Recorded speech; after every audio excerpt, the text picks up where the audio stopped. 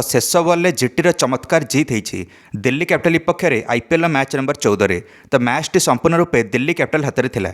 शेष 2 बल्ले 2 रन दरकार था दिल्ली कैपिटल को, किंतु डेविड मिलर यही समय गोटे भूल करें, गोटे लेग साइड को शॉट मारे, बॉल टी बहुत दूर को पड़ेगा किंतु से सिंगल ना को मना करदे निजर साथी बैट्समैन कुलदीप यादव को।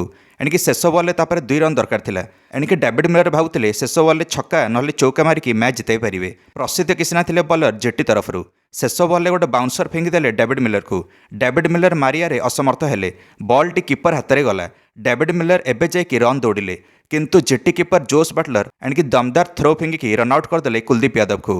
आउ डीसी दल 1 रन रे हारीगला यह मैच। डेविड मिलर निज भूल जो हरईले दिल्ली कैपिटल को। भावुले चौका नले छक्का मारिकी दिल्ली कैपिटल को मैच जिताइबे, कारण डेविड मिलर फिनिशर बनते दिल्ली कैपिटल पर। मैच टाक बहुत पाखक आनी।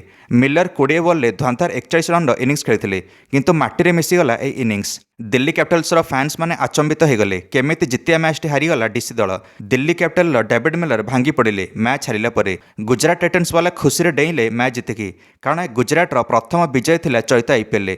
प्रथम 2 मैच हारिला परे एणी गुजरात टाइटन्स विजय लाभ करछे। दिल्ली कैपिटल कैप्टेन अक्षर पटेल भाविले जे जीति था यह मैच और लगातार हैट्रिक करते विजयर। प्रथम 2टा मैच दिल्ली कैपिटल जीतिला चलित आईपीएल। तो दिल्ली कैपिटल कैप्टेन अक्षर पटेल प्रथम तो टॉस जीतिले। अरुण जेटली स्टेडियम रे मैच टी खेला होता नुआ दिल्ली रे। आउे बॉलिंग निष्पत्ति नेले। गुजरात टाइटन्स दिग्गज बैटर्स मैंने आज फॉर्म रे पलि आसिले जो मैंने फ्लॉप होते। आज कैप्टेन सुमन गिल इंजुरी कमबैक करते आ प्रथम बॉल आसिक चौका लगेदेले ओपनिंग रे। द्वितीय ओपनर साई सुदर्शन तो आउट हो गले मात्र 12 रन करके। एणिके मुकेश कुमार या क्लीन बोल्ड करदे। तापर जोस बटलर आसिले आ छक्का मारिकी निजर खाता खोलिले। आज जोस बटलर जबरदस्त फॉर्म नहीं आसुले।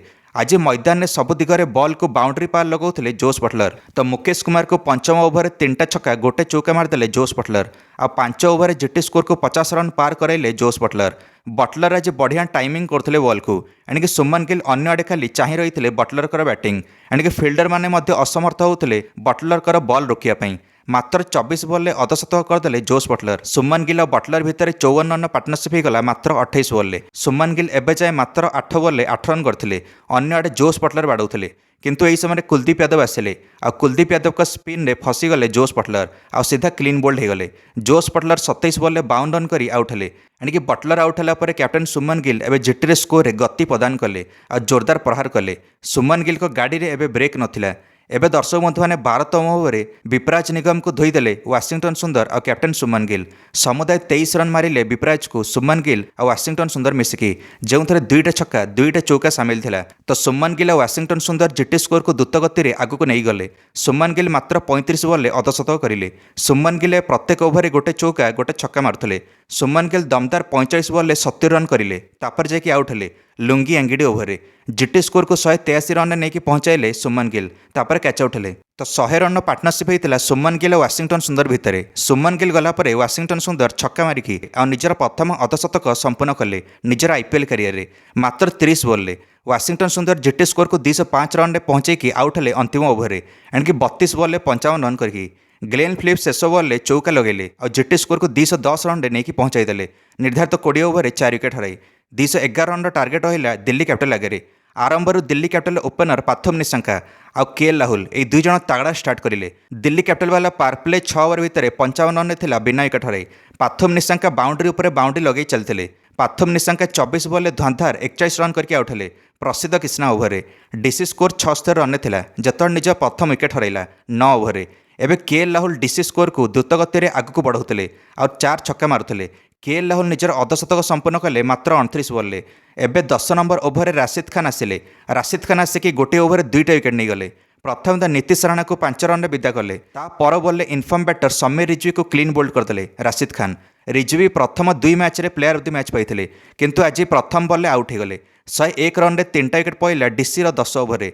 एबे आ 60 बल्ले 110 रन दरकार थाए।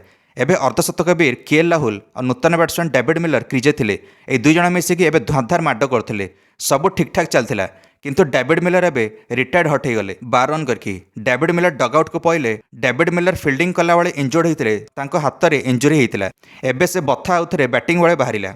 एबे रन गति धिमेई गला जिते डेविड मिलर डगआउट को गले एणिकी रिटायर्ड हट होगी मिलर जगह एबे कैप्टेन अक्षर आसते एणिकी अक्षर पटेल को भी राशिद खान कैच आउट करदे निज ओभर मात्र 2 रन रे के राहुल एका लड़ुते दिल्ली आ 36 बॉल 77 रन दरकार थाए दिल्ली को मैच जितने तो के राहुल पूरा सेट थे और द्रुत गति शतक मुहां होते एवं 27 बॉल 58 रन दरकार थाए जीटी को दरकार था केमी के राहुल को विकेट जाऊ किंतु अन्य आड़ू टिस्टन स्टॉप्स आउट हो गले रन आउट एणिकी 7 रन करके आउट हेले टिस्टन स्टॉप्स एबे किंतु के राहुल गोटे चौका लगेले ता पर बॉल कैच आउट हो गले केएल एणिकी मोहम्मद सिराज आउट कले यांकू समुदाय 51 बॉल 92 रन करी आउट हेले के राहुल मैच को किंतु सारी पार्लेनी केएल मैच एबे जीटी हाथ में धीरे धीरे आसुला एबे रिटायर्ड हट होता डेविड मिलर पुणी आउ थे क्रिज को फेरिले एबे 14 बॉल 41 रन दरकार थाए एबे डेविड मिलर निज घाइला हाथ में बाडे चलले एबे 12 बॉल 35 रन जत दरकार थिला एबे 19तम ओभर डेविड मिलर धोईदेले मोहम्मद सिराज को सीधा 4 छक्का मारिले एणिके अन्य आड़े विपराज निगम भी साथ देले डेविड मिलर को सी भी गोटे चौका लगेदेले 19तम ओभर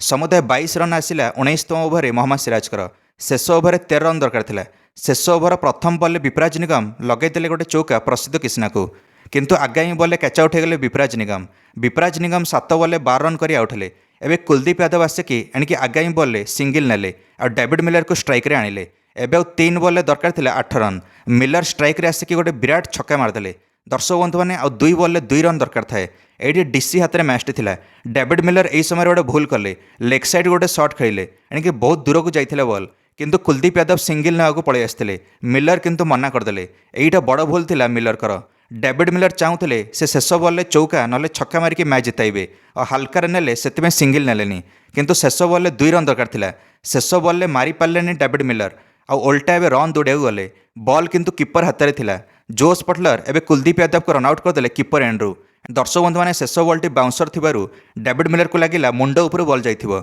सेते व्हाइट पे डीआरएस निहला किंतु व्हाइट नथिला रिप्ले रे जाना पड़िला जीटी दल 1 रन रे जीतीगला मैच मिलर जदि 5म बॉल सिंगल नहीं थांते दिल्ली कैपिटल वाला जीति था ना सुपर ओवर को जाता मैच एते पाखक आसिकी मैच टी हारीगला दिल्ली कैपिटल तो जीटी कैप्टन सुमन गिल कहले डेविड मिलर सिंगल न नहीं आमको मैच जिताईदेले धन्यवाद डेविड मिलर जीटी प्रथम विजय हासिल करा और पॉइंट्स टेबल नंबर 6 को गला समुदाय 2 अंक सहित आ दिल्ली कैपिटल वाला नंबर 4 रहिले 4 अंक सहित आपण मैंने निश्चिंत निज मंतव्य कमेंट दे वीडियो को लाइक और चैनल को सब्सक्राइब करदे समस्त क्रिकेट अपडेट्स धन्यवाद।